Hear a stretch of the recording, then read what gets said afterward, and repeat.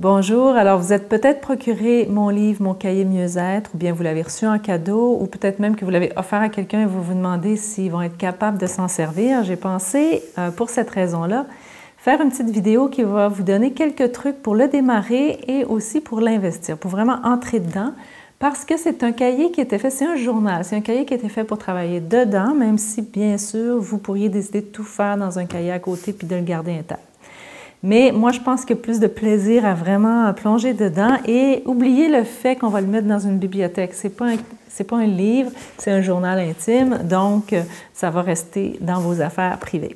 Première chose que je voulais dire, que plusieurs personnes m'ont dit, c'est que le livre est relié de façon assez serrée. Il faut un peu forcer la tranche. Donc moi, je m'en suis servi, j'ai un démo ici, je m'en suis servi pas mal et il tient très bien ouvert une fois qu'on l'aplatit un peu. Mais si ça vous embête, vous pourriez, je voulais présenter ça aussi, le faire relier dans un centre de photocopie et alors il va vraiment bien tenir ouvert, vous allez avoir plus de place.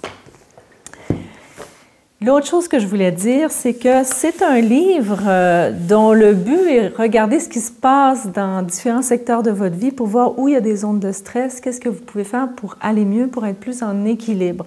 Donc, c'est sûr que vous pourriez faire le livre d'un bout à l'autre. Ça vous ferait faire un tour d'horizon, mais c'est peut-être plus judicieux de, si j'ai, par exemple, beaucoup d'émotions cette semaine, d'aller faire la section émotions.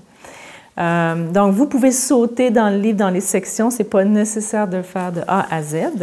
Maintenant, une des meilleures façons de le démarrer, c'est de commencer par la première section qui vise à s'entraîner au langage spontané, aux différents langages du journal créatif.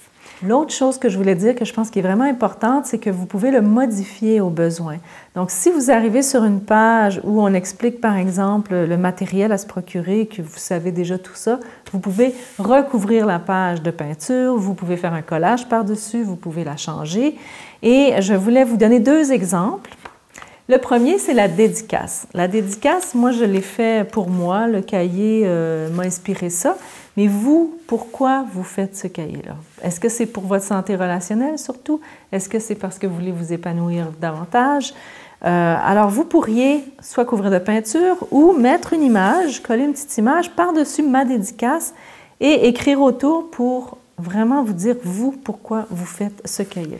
Un autre exemple, il se peut que vous arriviez sur des exercices qui ne vous concernent pas trop. L'exemple que j'ai pris, c'est un traitement. Si vous avez un traitement de santé, ça se peut que vous soyez pas malade en ce moment. Il y avait un petit personnage ici où on faisait entrer le traitement et moi, j'ai décidé de recouvrir avec un collage et je pourrais compléter avec du dessin. Alors, c'est un autre exemple. Vous pouvez, comme ça, en vous promenant dans le cahier, changer les exercices s'ils ne vous conviennent pas ou bien vous coulez dans la démarche qui est vraiment une certaine logique et vous les faites un à la fois pour voir ce qui ressort. J'espère que vous allez avoir beaucoup de plaisir avec cet outil-là. Moi, j'ai eu beaucoup de plaisir à le créer. Et n'hésitez pas à partager la vidéo si vous le ferez en cadeau et vous voulez que la personne ait des petits trucs pour le démarrer.